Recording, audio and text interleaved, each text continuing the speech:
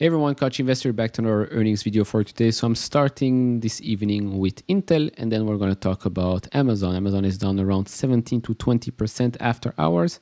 And Intel, well, for the sake of this video, right now it's up 3% actually. How come? Were the numbers not that bad?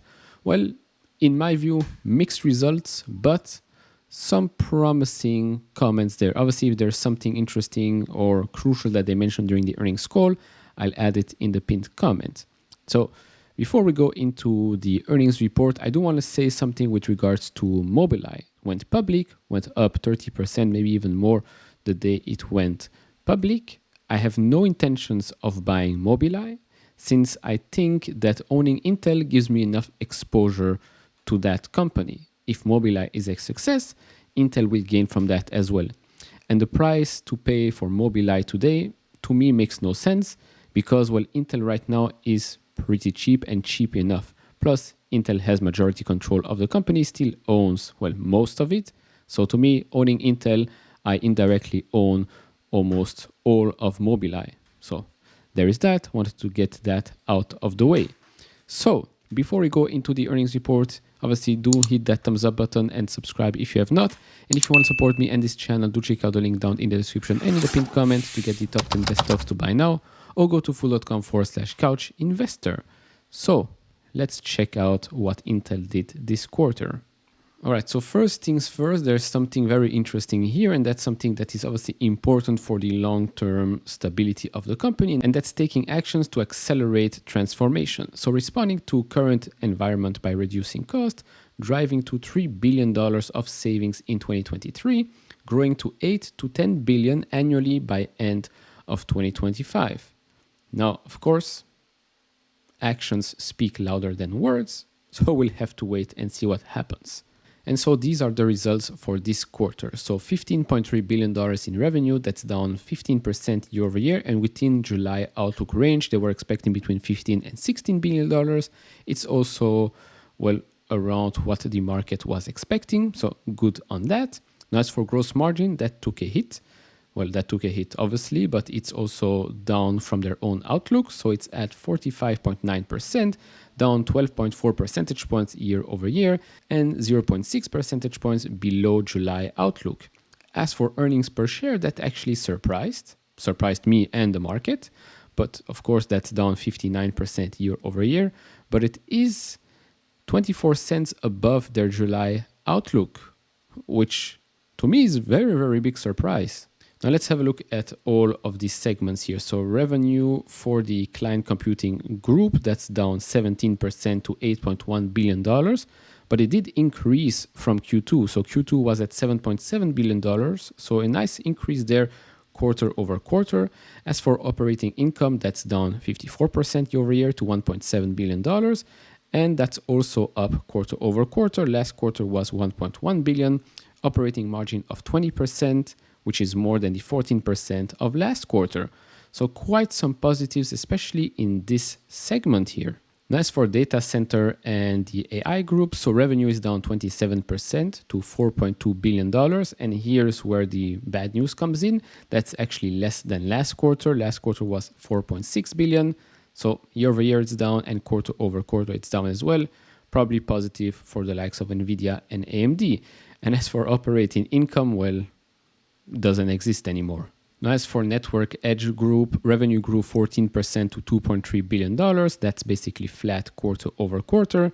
Operating income is down 85% to $75 million. That's also down significantly from last quarter. And operating margin here is 3% compared to the 10% in Q2. But of course, all eyes should be on data center because, well, we know that data center is growing everywhere. AMD is probably gaining market share. NVIDIA is gaining market share.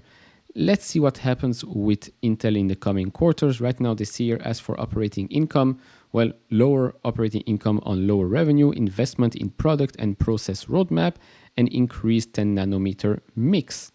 But again, it's a big slowdown in data center when the overall market is very, very interested in data center. As for the emerging business segment, so, well, just continued losses here in accelerated computing system and graphics groups.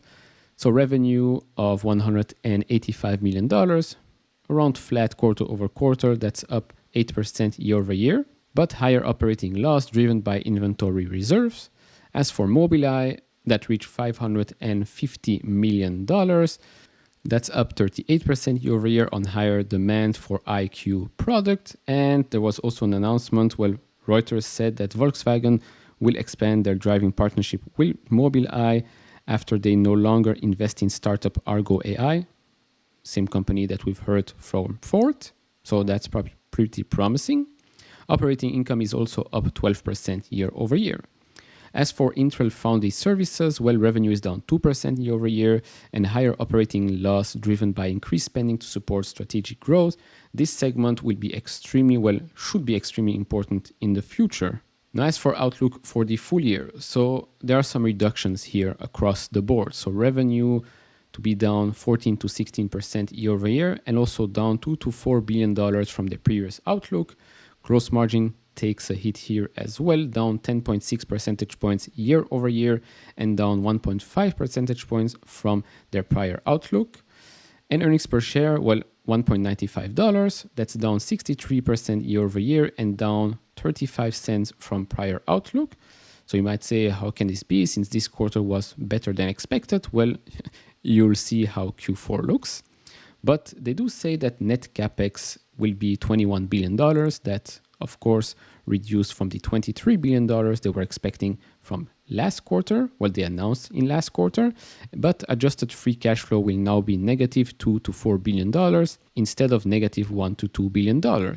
And now we're getting to the Q4 outlook. So, well, not great. Revenue is down quarter over quarter, year over year, be between 23 to 28% decrease. Gross margin taking a hit again, down 10.8 percentage points year over year.